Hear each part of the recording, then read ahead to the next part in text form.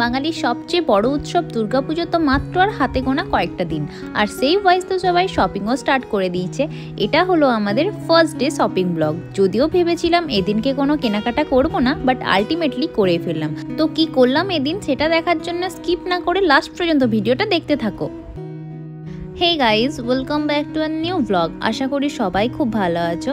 তো দেখো, এদিনকে শপিং করার জন্য আমরা ফার্স্টেই চলে এসেছি আসানসোলের V2-তে আমার বড় দাদা বড় বৌদির সাথে। ওরা আমাদের বাড়িতে এসেছিল আর প্ল্যান করেছিল আমাদের বাড়ি থেকেই শপিং করতে যাবে। তো সেদিনকে আমরা তো জাস্ট ঘুরতে গিয়েছিলাম, মানে দেখতে গিয়েছিলাম কোথায় কীরকম কালেকশন এসছে।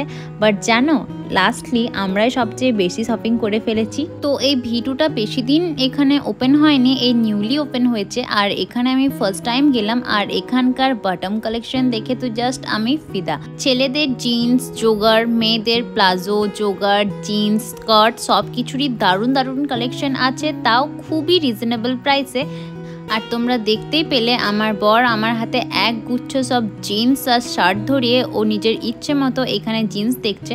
তারপর চলেছিলাম এই ছানাটার জন্য ড্রেস দেখতে একদম টপ ফ্লোরে।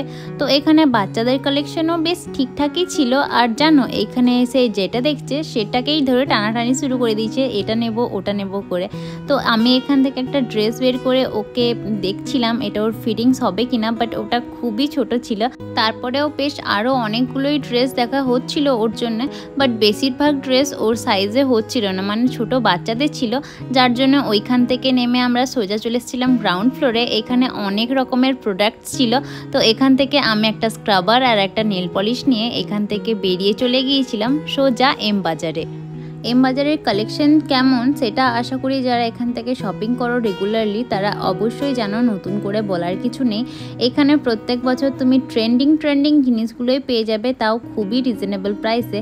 তো এখানে গ্রাউন্ড ফ্লোরে আমার বর একটা কুর্তা নিয়ে আমরা চলে এসেছিলাম ফার্স্ট ফ্লোরে, যেখানে রয়েছে কিডস ওয়্যার আর লেডিস ওয়্যার। এখানে কিডস ওয়্যারগুলোও খুব সুন্দর সুন্দর, মানে তুমি যদি এখানে আসো শুধুমাত্র কালেকশন দেখার জন্য, আমি শিওর দিয়ে বলতে পারি তোমরা কিছু না কিছু তো শপিং করেই বাড়ি ফিরবে। তো এখানে ওই ছানাটার জন্যই কিছু কেনাকাটা হয়েছিল, আর আমি এখান থেকে অনেক কন্ট্রোল করে আর কিছু কিনিনি। তারপর দাদা বললো ও আর একটা জিন্স নেবে, সেই জন্য আমরা আবার ব্যাক করি V2-তে। এখানে জিন্স কালেকশন তো তোমরা আগেই দেখলে, এবার তোমাদের সাথে শেয়ার করছি এখানকার কুর্তি কালেকশনগুলো। এখানে কুর্তিরও হিউজ কালেকশন রয়েছে, আর সবই খুবই রিজনেবল প্রাইসে। তারপর আমরা এখান থেকে বেরিয়ে গিয়েছিলাম বাজার কলকাতায়, আর ওইখানে আমি আর আমার বৌদি দুজনেই ড্রেস নিয়েছিলাম। তারপর তো বৌদি আরেকটা দোকান থেকে শাড়িও নিয়েছিল, ওইগুলো তো আর এই ভিডিওতে তোমাদের সাথে শেয়ার করছি না, অন্য কোনো ভিডিওতে শেয়ার করব। আর বাজার কলকাতার ড্রেস কালেকশন আর হোলসেল রেটে হিউজ শাড়ির কালেকশনও তোমাদের সাথে শেয়ার করব। আজ শুধু তোমাদেরকে V2 আর এম বাজারের কালেকশনগুলোই শেয়ার করলাম। তো শপিং শেষে টুকটাক খাওয়া দাওয়া করে আমরা চলে এসেছিলাম বাড়িতে। তো সবার কেমন লাগলো আজকের এই কালেকশনগুলো, আর আমাদের মতো কে কে আছো যারা এম বাজার V2 এইসব থেকে শপিং করো, আর তোমাদের এখান থেকে শপিং করতে কেমন লাগে সেটাও কমেন্টসে বলো। ব্লগটা তাহলে আজ এখানেই এন্ড করলাম। আর আরও সব হিউজ পুজো কালেকশন, প্যান্ডেলের আপডেট আর সুন্দর সুন্দর ব্লগ দেখার জন্য তাড়াতাড়ি করে আমার চ্যানেলটিকে সাবস্ক্রাইব করে দিও। দেখা হচ্ছে খুব তাড়াতাড়ি অন্য কোনো ভিডিও নিয়ে, ততক্ষণ পর্যন্ত টাটা।